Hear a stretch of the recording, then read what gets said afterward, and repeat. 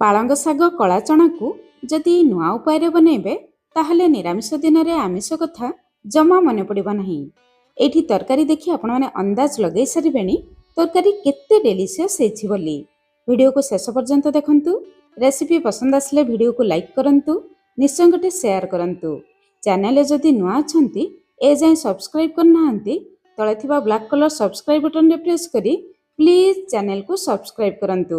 ଜୟ ଜଗନ୍ନାଥ। ମୁଁ ସସ୍ମିତା ଆପଣ ସମସ୍ତଙ୍କୁ ସ୍ୱାଗତ କରୁଛି ସସ୍ମିତା ଷ୍ଟାର କିଚେନକୁ।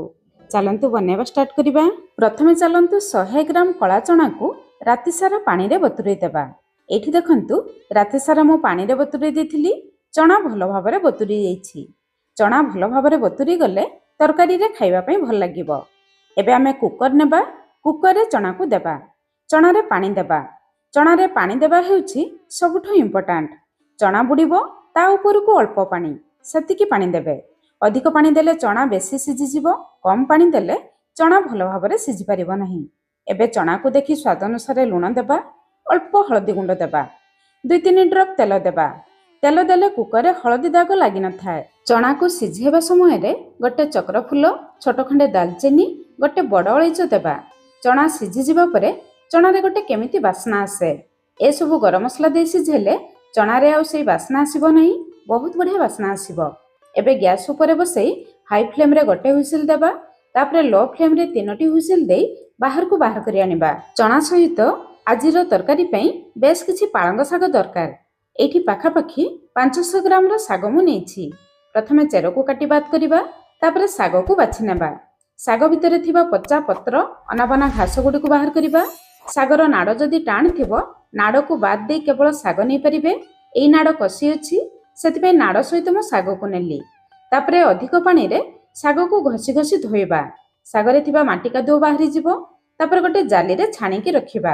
ଶାଗରେ ଥିବା ସବୁ ଏକ୍ସଟ୍ରା ପାଣି ବାହାରିଯିବ। ତାପରେ ଆମେ ଶାଗକୁ କାଟିବା। ସେପଟେ ଚାଲନ୍ତୁ ଚଣାକୁ ଚେକ୍ କରିବା। ହାଇ ଫ୍ଲେମ୍ରେ ଗୋଟେ ହୁଇସିଲ୍, ତାପରେ ଲୋ ଫ୍ଲେମ୍ରେ 3ଟି ହୁଇସିଲ୍ ଦେଇ ବାହାରକୁ ବାହାର କରି ଆଣିଥିଲି। ଦେଖନ୍ତୁ ଚଣା ଭଲ ଭାବରେ ସିଝି ଯାଇଛି, କିନ୍ତୁ ଘାଣ୍ଟି ନାହିଁ। ଏଇ ଷ୍ଟେଜରେ ଚଣା ଯଦି ବେଶୀ ଘାଣ୍ଟି ଯିବ ତାହେଲେ ଖାଇବା ପାଇଁ ଭଲ ଲାଗିବ ନାହିଁ। ଭଲ ଭାବରେ ସିଝି ଯାଇଥିବ କିନ୍ତୁ ଘାଣ୍ଟି ନଥିବ। ସିଝେଇବା ସମୟରେ ଅଳ୍ପ ତେଲ ଦେଇଥିଲେ ବୋଲି ଦେଖନ୍ତୁ କୁକର ଆଉ ଲିଡ୍ରେ ଜମା ବି ହଳଦୀ ଦାଗ ଲାଗିନାହିଁ। କୁକର ପୁରା କ୍ଲିନ୍ ଅଛି। ଚାଲନ୍ତୁ ତରକାରୀ ବନେଇବା ଷ୍ଟାର୍ଟ କରିବା। କଢ଼େଇ ଗରମ କରି 2 ବଡ଼ ଚାମଚ ସୋରିଷ ତେଲ ଗରମ କରିବା। ତେଲ ଆପଣଙ୍କ ହିସାବରେ କମ୍ ବେଶୀ କରି ଦେଇପାରିବେ।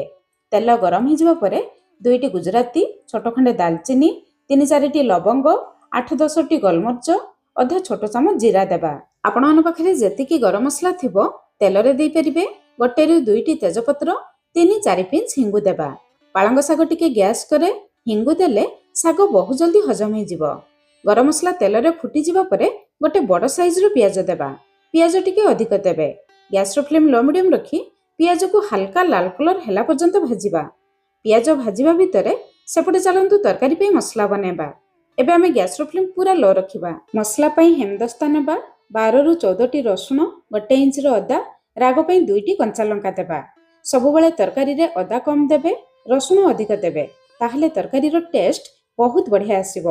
ମୁଁ ତ ଛେଚା ମସଲା ଦେଇ ତରକାରୀ ବନେଇବା ପାଇଁ ପସନ୍ଦ କରେ। ଦର୍ଶକ ବନ୍ଧୁ, ଆପଣମାନେ ଛେଚା ମସଲା ନା ବଟା ମସଲା ଦେଇ ତରକାରୀ ବନେଇବା ପାଇଁ ପସନ୍ଦ କରନ୍ତି ନିଶ୍ଚୟ ଟିକେ କମେଣ୍ଟସ୍ କରି ଜଣାଇବେ। ଏପଟେ ଚାଲନ୍ତୁ ପିଆଜକୁ ଚେକ୍ କରିବା। ଦେଖନ୍ତୁ ପିଆଜ ବି ହାଲକା ଲାଲ କଲର୍ ହେଇ ଆସିଲାଣି। ଏବେ ଆମେ ଛେଚି ନେଇଥିବା ମସଲାକୁ ଦେବା। ଗ୍ୟାସ୍ର ଫ୍ଲେମ୍ ପୁରା ଲୋ ରଖି ଅଦା, ରସୁଣ, କଞ୍ଚା ଲଙ୍କାକୁ ଟିକେ ସମୟ ଦେଇ ଭଲ ଭାବରେ କଷିବା। ଅଦା ରସୁଣକୁ ଯେତେ ଭଲ ଭାବରେ କଷିବେ ତରକାରୀର ଟେଷ୍ଟ ପୁରା ମାଂସ ତରକାରୀ ପରି ଆସିବ। ଏବେ ଆମେ ଗ୍ୟାସ୍ର ଫ୍ଲେମ୍ ପୁରା ଲୋ ରଖିବା। ସେପଟେ ତରକାରୀ ପାଇଁ ଆଉ ଗୋଟେ ମସଲା ବନେଇବା। ମସଲା ପାଇଁ 2ଟି ମିଡିୟମ୍ ସାଇଜ୍ର ଟମାଟୋ ନେବା। ଟମାଟୋକୁ କାଟିକି ଗ୍ରାଇଣ୍ଡର ଜାରରେ ଦେବା। ତା ସହିତ ବେଶ କିଛି ଧଣିଆ ପତ୍ର ନାଡ଼ ଦେବା। ଧଣିଆ ପତ୍ର ଅପେକ୍ଷା ନାଡ଼ରେ ବେଶୀ ଫ୍ଲେଭର ଥାଏ। ଗୋଟେ ଛୋଟ ଚାମଚ କଞ୍ଚା ଧନିଆ ଦେବା। ଅଧା ଛୋଟ ଚାମଚ କଞ୍ଚା ଜିରା, ତା ସହିତ 3-4 ଚାମଚ ପାଣି ଦେଇ ମସଲାକୁ ଚିକଣ କରି ବାଟି ଆଣିବା। ଏବେ ଆମ ରେଡି ହେଇଗଲା ଆଜିର ତରକାରୀ ପାଇଁ ଦମଦାର ମସଲା। ସେପଟେ ଚାଲନ୍ତୁ ଅଦା, ରସୁଣ, ପିଆଜ ମସଲାକୁ ଚେକ୍ କରିବା। ଦେଖନ୍ତୁ ଅଦା ରସୁଣ ଭଲ ଭାବରେ କଷିଗଲାଣି। ମସଲାରୁ ବହୁତ ବଢ଼ିଆ ବାସ୍ନା ଆସିଲାଣି। ଏବେ ଆମେ ବାଟି ନେଇଥିବା ମସଲାକୁ ଦେବା। ଗ୍ରାଇଣ୍ଡର ଜାର୍ ଧୋଇ 3-4 ଚାମଚ ପାଣି ଦେବା। ଏବେ ମସଲାରେ କେବଳ ଶାଗ ପାଇଁ ଲୁଣ ଦେବା। ଚଣା ସିଝେଇବା ସମୟରେ ଚଣା ପାଇଁ ଲୁଣ ଦେଇଥିଲେ। ପାଳଙ୍ଗ ଶାଗରେ ଟିକେ ଲୁଣ ଅଂଶ ଥାଏ। ପ୍ରଥମେ ଅଳ୍ପ ଲୁଣ ଦେଇଥିବେ, ପରେ ଚାଖିକି ବି ଲୁଣ ଦେଇପାରିବେ। नहले तरकारी लुणिया हिजिबो। अधा छोट चामच हळदी गुंड देबा, अल्प राग लंका गुंड देबा, दुईटी कंचा लंका मसला रे छेचिनी थिले जेतिकी राग खाइबे से हिसाब रे लंका गुंड देबे।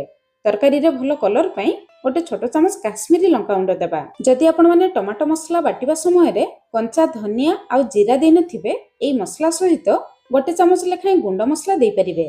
एबे गैस रो फ्लेम लो मीडियम रखी मसला को कभर करी मसला रु तेल बाहरिबा पर्यंत कसिबा। सेई भितरे चलंतु साग को काटी नेबा। देखंतु सागरु सब पानी बाहरी जाईछि। सागरु पानी बाहरी जिबा परे आमे साग को काटिबा। काहेकि ना सागरे बहुत पानी अंश थाए। जदि साग धोई सारी सांगे सांगे काटी देबे सागरे बहुत पानी रहि जिवो, तरकारी पूरा पानिया हि जिवो। सेतिपई सागरु सब पानी बाहरी जिबा परे आमे साग को काटी नेबा। एई साग को बेसी छोट करी काटिबा दरकार नाही, काहेकि ना साग तरकारी रे बहुत जल्दी घांटी जाए। देखंतु सब साग को आमे काटी नेले। एपटे चलंतु मसला को चेक करिबा। 5-6 मिनिट परे एठी देखंतु मसला ऊपर को तेल आसी। एमिति तेल आसीबा पर्यंत मसला को भलो भाबरे कसी नेबे। मसला भलो भाबरे कसी जिबा परे प्रथमे आमे सिझेई रखिथिबा चना को देबा। चना रे थिबा सब पानी को बाहर करी केवल चना को देबा। चना देबा समय रे आपण माने जमा साग देबे नाही, काहेकि ना सागरु बहुत पानी बाहरिबो। चना मसला रे भलो भाबरे कसी परिबो नाही। चना को मसला सहित जेते भलो भाबरे कसिबे तरकारी रो टेस्ट सेते बढ़िबो। चना देखंतु मसला सहित कसी गलानी। एबे गोटे काम करिबा, गोटे डंकी आनी चना को टिके दाबी देबा। साधारणतः चना तरकारी रे चना अलगा थाए आ झोल अलगा थाए। एई स्टेज रे अल्प चना को टिके दाबी देले झोल बहलिया ही जाए, तरकारी खाइबा पई भल लागे। एबे देखंतु चना मसला सहित भलो भाबरे कसी गलानी। चना कसी जिबा परे मसला को कढ़ाई रे चारिपट को देबा। जेमिति मु देली आपण माने सेमिति देबे। तापरे चना मसला ऊपरे आमे काटी रखिथिबा साग को देबा। जेमिति मु चारिपट को देली आपण माने सेमिति देबे। साग देबा परे जमा खड़िका रे घांटीबे नहीं, काहेकि ना कढ़ाई बहुत गरम अछि। गरम कढ़ाई रे साग लागी गले सागर कलर खराब ही जिवो, तरकारी रो टेस्ट भी खराब ही जिवो। एबे गैस रो फ्लेम पूरा लो रखी 2-3 मिनिट कभर करिबा। 3 मिनिट परे एठी देखंतु सागर परिमाण आग अपेक्षा टिके कमी जाईछि, काहेकि ना एबे सागरु पानी बाहरिबा स्टार्ट हिछि। एबे आमे साग को चना मसला सहित भलो भाबरे गळेबा। गळै सारिबा परे धीरे धीरे देखिबे सागरु पानी बाहरिबा स्टार्ट हेबो। एबे देखंतु सागरु केते सारा पानी बाहरी जाईछि। सागरु पानी बाहरिबा स्टार्ट हेले आमे मीडियम फ्लेम रे साग को चना मसला सहित कसिबा।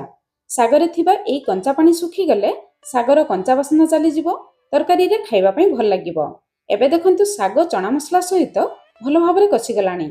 जदि आपण माने कसा तरकारी खाइबा पई पसंद करिवे एमिति खाइ परिबे। जदि तरकारी को टिके लटपटिया जुकजुकिया करिबा पई चाहिबे चना सिझेइथिबा पानी सहित अल्प पानी मिसे गरम करिवे। से गरम पानी को देबे, जमा ठंडा पानी देबे नहीं। पानी देबा परे फाइनल टिके चाखी देबे। जदि लुण दरकार पड़िबो देखिकी लुण देबे। शेष रे आधा छोट चामच गरम मसला गुंड देबा। तरकारी रे बहुत बढ़िया बासना आसीबो। एबे गैस रो फ्लेम लो मीडियम रखी 2-3 मिनिट कभर करिबा, जहा द्वारा शेष रे देथिबा गरम मसला रो फ्लेवर तरकारी भितर को आसी जिवो। 3 मिनिट परे एठी हम तरकारी रो फाइनल लुक देखंतु। तरकारी रो कलर आ टेक्सचर देखंतु केते डेलिशियस देखा जाउछि। भात, रुटी, पूरी, परोटा, नान सबुथिरे भल लागिवो। आपण माने बनै मजा नियंतु, किंतु कमेंट्स करिबा पई जमा भी भूलिबे नहीं। आपनको कमेंट्स अपेक्षा रे आज पई रहिली। पुणी देखा हबा नया रेसिपी रे। धन्यवाद।